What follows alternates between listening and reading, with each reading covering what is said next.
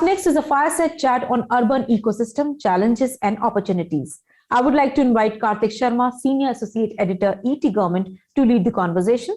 Over to you, Kartik.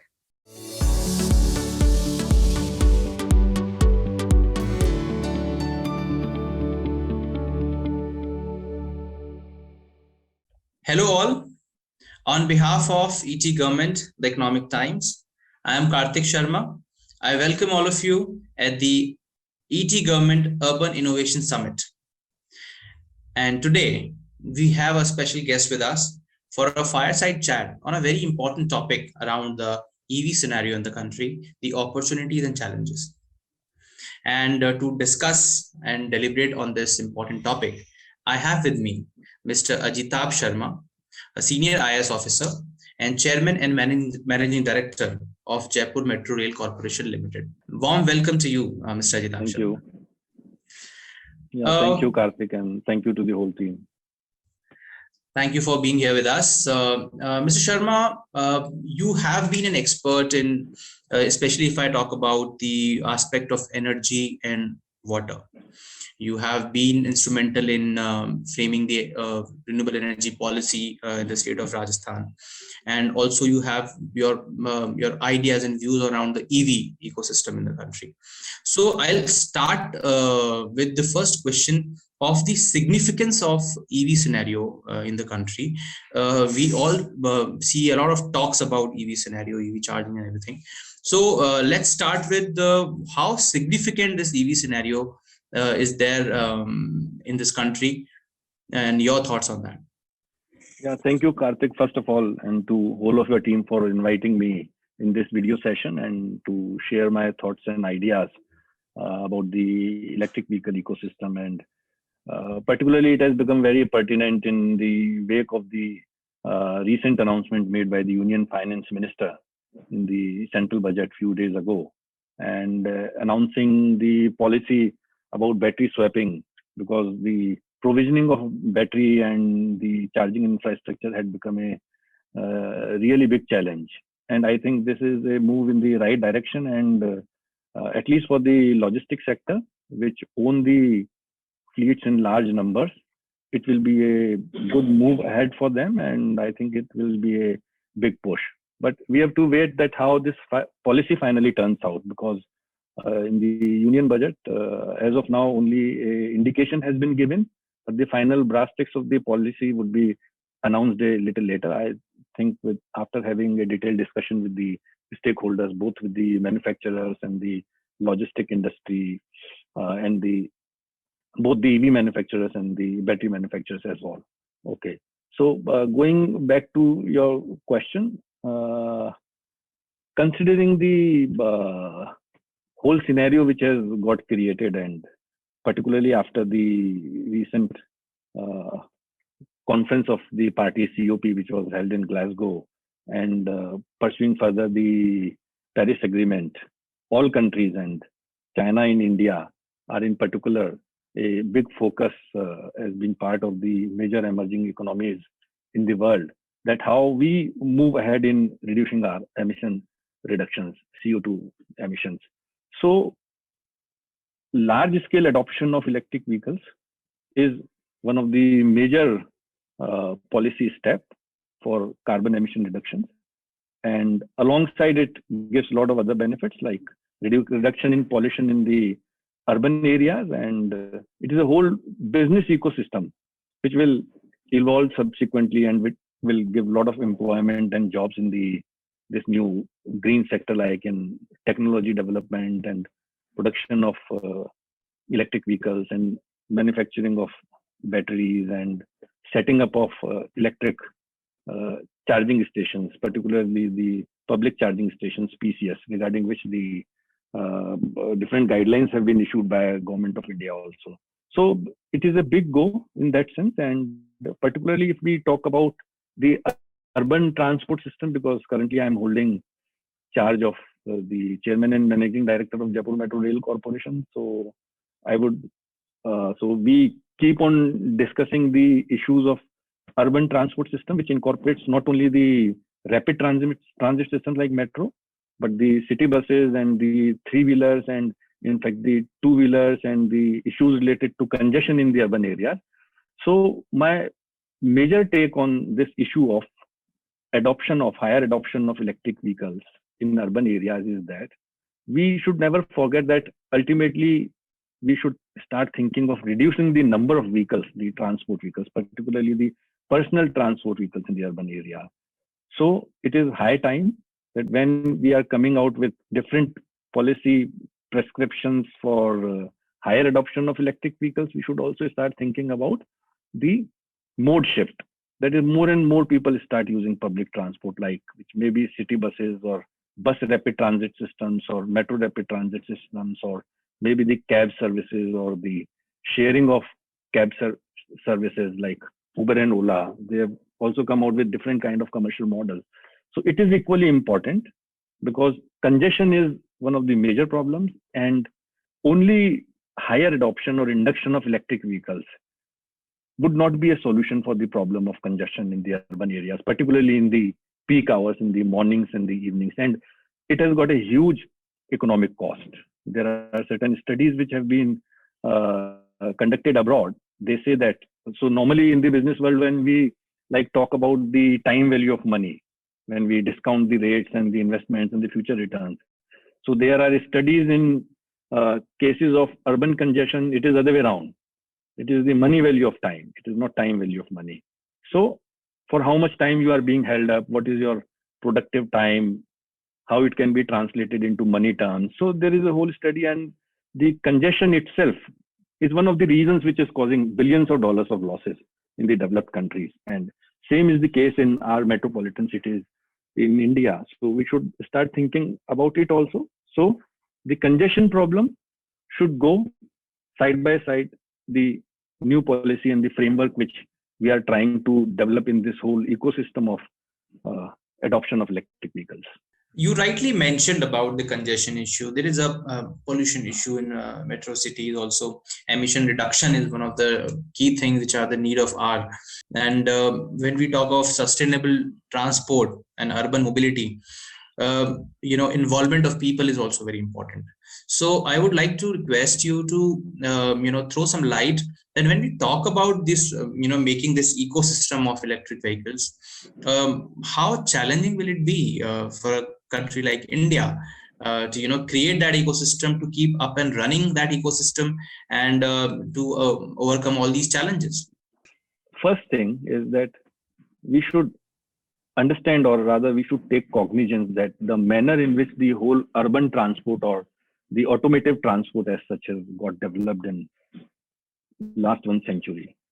So when the ICE, the internal combustion engine, ICE, which we normally call, when the internal combustion engine was invented, so it was a kind of highly inefficient engine. But in years and years and years and years, it became highly efficient. The automotive technology, the cars and the buses and the heavy vehicles, the trucks which we see on the roads today, lot of technological creation and innovation has got into internal combustion engines. So there has been a lot of advancements. So the range has increased, the engine efficiency has increased, fuel efficiency has increased. And apart from that, the fuel which we use, the gasoline, maybe petrol or diesel, or now there are some other variants too. So the refining of the petrol products, it has also got into a lot of innovation and advancement. So now we are trying to replace this whole system which has got developed in last almost a century's period with electric vehicles. So now it is a big challenge. And that too, we are trying to do in a period of 10 years, 20 years or so. So now the best targets which we have kept is like, in our case in India, it is like 30% of all automobiles or the auto sector on the roads to be replaced by electric vehicles by the year 2030. So it is too short a period. We are already sitting in 2022. So there are supposed to be a lot of challenges, and those challenges would spread across the sectors. Like there would be challenges in adoption of electric vehicles on the technology front, on the battery front, on the adoption by the consumers, by the customers, that is the passengers. Then there would be challenges on the creation of infrastructure. because as like what I said, in the gasoline sector, like in the petrol diesel vehicle sector, the whole infrastructure got created in last 60, 70 years. Number of petrol pumps, highways, roads, assembly line of large these like car manufacturing industry, two-wheeler manufacturing industry. So they have now almost become experts. So replacing all this infrastructure, both on the manufacturing production side as well as the supporting back-end infrastructure side, would not be an easy task. So number one, there are like the technology challenges in terms of the manufacturing of the car, in terms of the efficiency of the battery, in terms of establishing or setting up of the charging stations, both in the domestic areas, like in the residences, on the highways and the public charging stations of high-speed charging stations. And then, because even now, the upfront cost of battery-operated vehicles, the electric vehicles, is very high. So though it ranges, like for a car, it starts somewhere from 11 to 12 lakhs per vehicle, and it reaches up to 50 lakhs. And if you go for branded electric vehicles, it reaches up to 1 crore. So, and when you talk about high-end luxury electric vehicle buses for public transport, then the cost is mammoth if you compare it with the conventional vehicle. So it is a challenge for the financial sector also, for the business also. So the underlying point is, from the technology point of view, now electric vehicle is a settled technology, it is an accepted technology. From economics point of view, if you consider the lifetime analysis, as of now, electric vehicles do not fare well as compared to the gasoline operated or the petrol or diesel vehicles. They are still costlier, even if you try to analyze in the finance or economic terms in a longer period of, say, horizon of 5 to 10 years, which incorporates both the fixed cost, the upfront cost, as well as the cost of operation, like the charging cost and maintenance cost. Like electric vehicles require less of maintenance.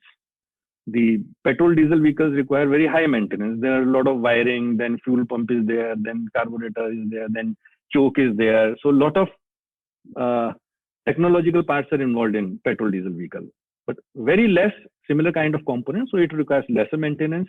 So the cost of operation is less. But even if you do the final calculations and calculate the present value, as of now, even as of now, as on date, the cost of owning a electric vehicle is higher than cost of owning a diesel vehicle. So, but there would be a time, like there is a study which says that around 10 years ago, like in 2010, the battery price was, let us talk about it in the dollar terms, because it is an international market as of now. The domestic capacity of production of batteries is not so high. So in terms of US dollars, it was roughly around $1,000 in the year 2010. And in the year 2018, it got reduced to $250, 1 kilowatt hour battery. So there is around 70% reduction because of advancement in technology, partly because of the manner in which the cells are being packed and it is manufactured. So it is $250 per kilowatt hour. But in the overall scenario, the total cost of owning, which is the upfront cost as well as the cost of operation, say in a period of 5 years, would be viable as compared to petrol vehicle only if this cost $250 per kilowatt hour comes down to $150 per kilowatt hour. So there is still a very long gap to be covered, and already a lot has been covered. There has been around roughly 70% reduction in the cost of batteries. So it will be more difficult. So there would be diminishing returns. But the experts and the scientists are very confident that this cost would come down. But then there are other challenges too. So this is from the economics point of view. So even if a day comes, because there are studies which say that by year 2030, this cost of battery per kilowatt hour may come down up to like somewhere $150 per kilowatt hour. But even then the market feasibility is a big issue, because if the upfront cost is high, total life cycle cost, including the cost of operation, is low. But then it becomes difficult for the be an individual or may it be an industry or a business group to adopt these vehicles. So after the technological feasibility and the economic feasibility, market feasibility is a big issue, because then ultimately the money has to come from somewhere for the different parts of whole ecosystem. So that money would only get pumped in if the whole system is financially feasible. Then only we can start seeing the true adoption or induction of electric vehicles into the auto sector in our country and abroad. And I think the government of India has taken reasonably very good steps in aspect of trying to catch and point out each of these different components of the whole electric vehicle ecosystem. And then there may be other policy prescriptions which different states are also taking up in the manufacturing sector, and like different kinds of waivers and exemptions in taxes and other things. Yeah. Yes. I think, yes, if you see globally, other day I was talking to a Government of India expert that, yes, globally, if you see, India is actually fast in adopting EV, but when we see in the country, there are still a lot of challenges. And one of the key challenges is the charging infra. The charging infrastructure still, may have a lot of challenges. Okay, you may have individual vehicles you can charge at home, and you can have some infrastructure like that. But what about the large fleet? Yeah. The commercial transport system, where you need a very strong charging infrastructure. So please throw some light on this need of charging infrastructure when you have a lot of EV electric vehicles in the country. Yeah. Okay. So let us start from very brief statistics in terms of the ownership of electric vehicles, because India and China are two the biggest emerging economies of the world, and all other major economies of the world keep an eye on how India and China are growing in terms of the consumption patterns and the manufacturing patterns. So like when we talk about India, so the latest figure is that by July 2021, we had around roughly 5.2 lakh number of electric vehicles, 5.2 lakhs. And the number of charging stations were around 427. Okay. But China, against this 427 number of electric public charging stations, China has 8 lakh. Okay. So we have somewhere close to 400. China has got 8 lakhs. And in the year 2015, China had 60,000, only 60,000 charging stations. 2015, only 60,000, which gets pushed up to 8 lakhs as of now. So, and likewise, the number of electric vehicles is also very large as compared to us. But maybe soon we'll try to catch up with China by the year 2030, and the way and the manner in which the government of India is pushing the electric vehicle segment and addressing the whole ecosystem issues. But the point is that, like, when you talk about setting up of electric charging stations, so this is also a very different kind of technology. It is not like having different kind of petrol or diesel pumps at different locations, because again, that system got developed in last 30, 40, 50 years. And so it has become very easy to establish or set up a new petrol pump when you talk about a conventional petrol or diesel vehicle. But when you talk about charging station, now again, there are individual charging stations, then there are public charging stations. So if you talk about the residential charging points, they take from like 8 to 9 hours to charge an EV. But when you talk about public charging stations, the fast chargers, there are fast charging stations which can charge your vehicle in 30 minutes only, as against 8 to 9 hours or 6 hours. So the charging time also varies. So, and when you talk about the technology which is available, so there are high-speed DC chargers, or there are charging stations which can charge an electric vehicle in a 10 to 15 minutes period. So, and even the cost of these charging stations, from individual charging points to setting up of public charging stations, which we call PCS. So that cost also ranges from 1 lakh to 15 lakhs. So when we talk about establishing or coming out with a big electric vehicle charging station network, so mostly we talk about the fast chargers, because so like if you take your petrol car to a pump station and if you start filling the petrol and if there is no queue, you do that thing within 2 minutes. It hardly takes 2 minutes or sometimes less than even 1 minute. So a person who is owning the electric vehicle is not going to wait at the charging station for 10 minutes or 15 minutes or 30 minutes. So it is a big challenge. Number one is technology is available, both in terms of AC slow speed charging stations, DC high speed charging stations, cost vary very widely from 1 lakh to 15 lakhs.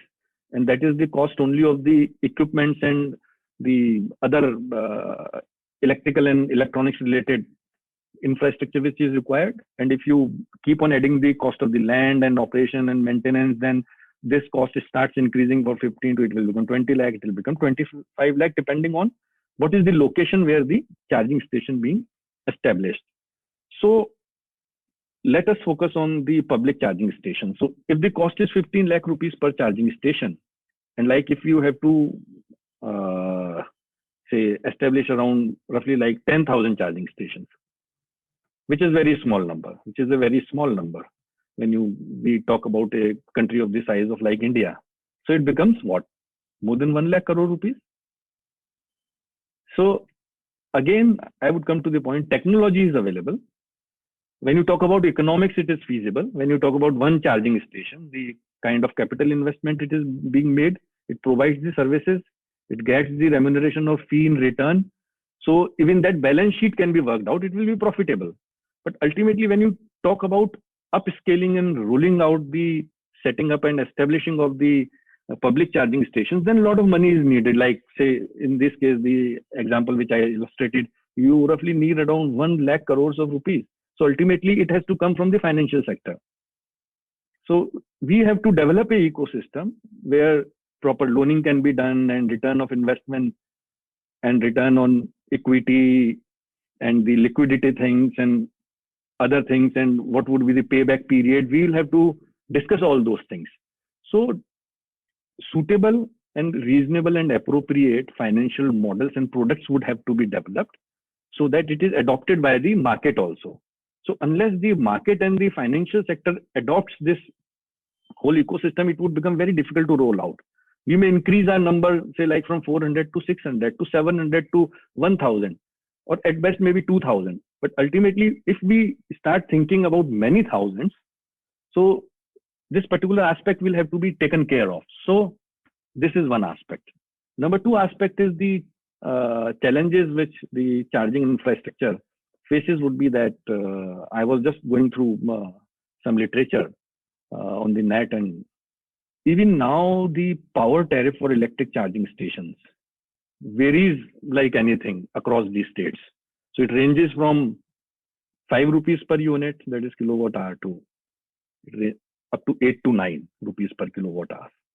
So, and when you translate it, because now the private sector has also been asked to play a major role in setting up of public charging stations. So then that price also varies. So there is more than 100 to 150% variation in the cost of getting your electric vehicle charged. So I think these are some of the issues which need to be addressed, because when you talk about the petrol or diesel cost, when you move around the state, the prices do vary, but that band is not so high. So it may be because of some kind of subnational or the state taxes, because of which the cost varies, but the variance would not be so high. The variance is there. So that particular aspect also needs to be looked into. Another thing is that if you charge your electric vehicle at your home, like, so after reaching home and getting free from all daily chores, and if you like plug in during the night time your electric vehicle for charging, so that cost is very high. The cost of domestic tariff is still very high as compared to the tariffs given by the regulators, specifically for charging of electric vehicles. So that aspect also needs to be seen. So there, it is a big regulatory issue, how it will happen, because the number of electric vehicles getting charged at the same time would be putting a lot of load on the grid, also electric grid. So time of use or time of day tariff would be another thing. So we should start looking very deeply and immediately on those issues also, because simply rolling out with the electric vehicle charging regulations by the regulator is not going to help much when the number of electric vehicles increases like anything, and the number of electric charging stations also increase like anything, because public charging stations would be equally important as compared to the residential charging points, the AC points which would be available in the houses of the owners of the vehicles. So these are the issues to be addressed immediately, and considering the whole ecosystem, that how things would happen and at what time we want the personal vehicles to be charged, and at what time during the day we want the logistic vehicles to be charged. Like when you talk about public transport, the city buses, they move around the city for whole day. Like, and even if we say that it is roughly like around 12 hours, so it would be needing continuous charging or battery swapping. So battery swapping is one solution. And as I said that it has been announced in the recent budget few days ago in the union budget.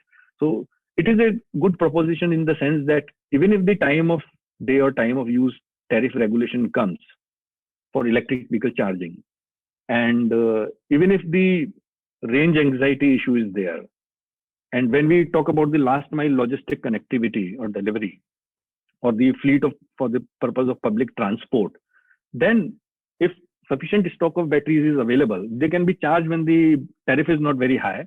They are available for easy and smooth and immediate replacements, and then the vehicles can keep on moving. So Right. these are few challenges. Yeah. Challenge of power for these electric vehicles is there. So do you think the renewable and alternative methods of power generation become important here when we have a lot of electric vehicle surge in the country? Yeah. See, now certainly when we start using electric vehicles, the emission reduction would be there. Heavy emission reduction would be there, and because the fossil fuel, the liquid fossil fuel, that is the oil, petrol and diesel, would get replaced by electricity. But if you move a step back, then there is a question that from where that electricity is being generated. If that electricity is being generated by using again the solid fossil fuel, that is coal, then it doesn't serve much purpose. Only apart from like it would be shifting a point of pollution. Like if you use say like 1 lakh petrol diesel operated vehicles in Delhi, and now you use electric vehicles, but the thermal power generation at say like some other distant place 1,000 kilometers away has to increase its generation, then we are simply shifting the point of pollution for that particular city. Pollution at that the alternate place is increasing, and at the same time the emission reduction in totality and actuality has not happened. And as we know that carbon emitted in Delhi impacts the global climate, or it has the same impact as if it is being generated somewhere in the United States or any other European country for that matter. So the ultimate idea is like decarbonizing the grid. So there is a term which is used in the power sector. So unless you decarbonize the electric grid, that is the percentage of electric energy which is being pumped into the grid by the generators, that itself has to be decarbonized. So there has to be lower percentage of electricity which is generated from fossil fuels. It may be coal.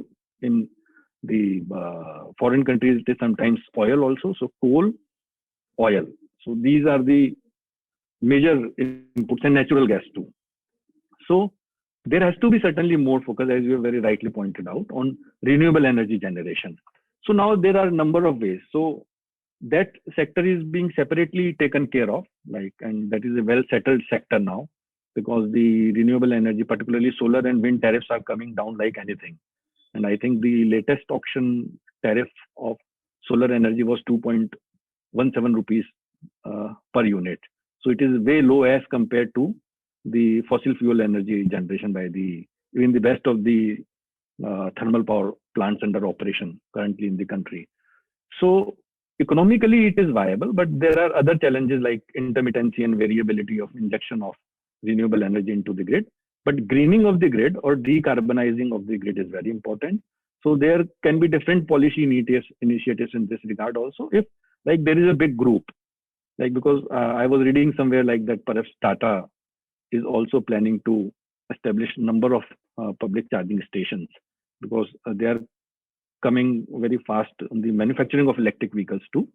So they are also now going to play a major role perhaps in setting up of charging stations too. So in that case, from the policy point of view, what we can think of is that like for the big players, which they have like some particular threshold of public charging stations, if in their plan, then they can be given some kind of incentives for using the renewable energy, using the same transmission and distribution grid. And we can give some kind of, think of giving some kind of open access, like relaxations or rebates, or we can give them facility of banking of renewable energy also, because renewable energy, like the solar energy, gets generated during the daytime, but the charging station would be used for 24 hours. So like if there is higher generation than requirement during the daytime, if there is a policy for permission to bank it, so it will inject the surplus energy into the grid during the daytime, and during the night time when the energy is drawn from the grid, it can be adjusted or set off against that. So there are a number of like policy interventions which can be there to promote the use of renewable energy. And certainly use of green energy for charging of electric vehicles is the ultimate solution to address both the issues of mitigation of pollution and reduction in carbon emissions. So we have to seriously start thinking about this too. Right. So finally, I'll ask you about, as you talked about the commercial feasibility of this electric vehicles ecosystem in the country, we talk about the investment scenario. So lastly, I'll ask you that should there be a government policy framework or government policy backup for enhancing this investment scenario in this EV, in the case of EV? So what is your view on that? As what I have already mentioned, that the upfront cost is very high for electric vehicles. Then there are challenges like the range anxiety is there. There are technology related challenges. The charging infrastructure, even if charging infrastructure is available. So as of now, the best of the electric vehicles have limited range. So once you charge, so you have to reduce the charging period too. So like if it gets charged in 6-7 minutes or 10-15 minutes, then there is partial reduction in the major bottleneck of range anxiety. But this issue of upfront cost is a major challenge when an individual buys the electric vehicle. But when we talk about the procurement of electric vehicles in bulk, say, like, let us take example of like Uber. So if they plan to take like 1,000 electric vehicles, then there are models which have been experimented and they have been partially successful too, but there can always be modification in the kind of financial products in which the financial sector or the banking sector comes out with, like not owning the leasing of the batteries. So you buy a fleet of say like 50 electric buses. So you'll be owning only the buses, but not the batteries which are accompanied. So those batteries would be like kind of secured or would be owned by maybe some other energy service company, which can be a third party, or maybe in the long term being owned by the financing agency itself. So these are models. And in the long run, when the operation costs are comes, that leasing amount can be offset.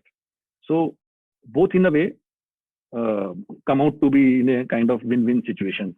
But then it requires a sufficient amount of business and a lot of transparency is needed.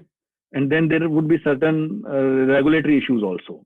A lot of regulatory issues have been addressed, like what the storage should be considered and what the energy service companies would be like, what would be their structure, what all they are allowed.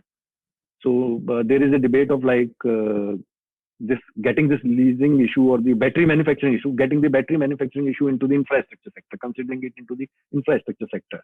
And do they become eligible for the policy incentives? Do they become eligible for the subsidies? Like Rajasthan also has now provisions for providing subsidy for like giving a kind of cushion or capital subsidy for purchase of electric two-wheelers and electric three-wheelers. So there are different models. But when we talk about policy prescription, I think that number one, we have to very clearly think about the kind of automobile stock also we have. Like in India, 70% of the auto stock is two-wheelers. Then the major component is the passenger car vehicles, and then the buses and other heavy-duty automobiles. So whatever policy we frame, so number one, we have to be very clear that where the manufacturing focus is, it is on electric two-wheelers or electric three-wheelers or electric cars. So the electric car, EV car, seems to be a more fad than EV motorcycle or EV bike or like EV scooter, electric vehicle scooter, electric scooter. That is not a fad. But the fact is that 70% of the vehicles sold are two-wheelers. So where do we focus our policy intervention, both when we provide the capital investment subsidy or the production-based incentives, the new scheme which we have, or the kind of relaxations in like the RTO taxes or road tax or registration fees or additional parking spaces. These are all policy interventions which different states in our country have in different manner. Then like use of renewable energy for the charging stations. But the bottom line, according to me, is that for large sectors, how do we rope in the financial sector or the markets? Ultimately, they would be having a major role to play to make whole of this ecosystem move. And certainly if there is some kind of policy to reduce the upfront cost of purchase, then we should focus on the electric two-wheelers too, because they are also one of the major component and I mean a method which the majority of the population commutes in our urban areas. Right.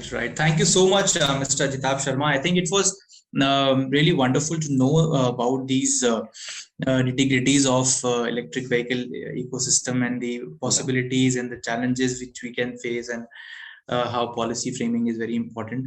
So it was wonderful interacting with you around the use of electric vehicles in the urban mobility and the public transport, especially in the urban scenario.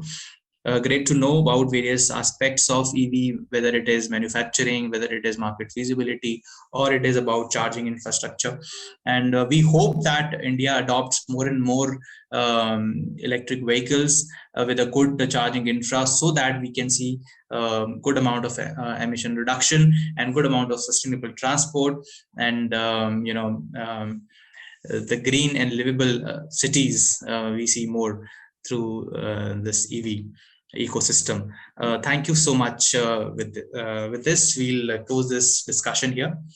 Thank you so much. Okay. Thank you so much, Kartik, and whole of your team. Thank you for inviting me.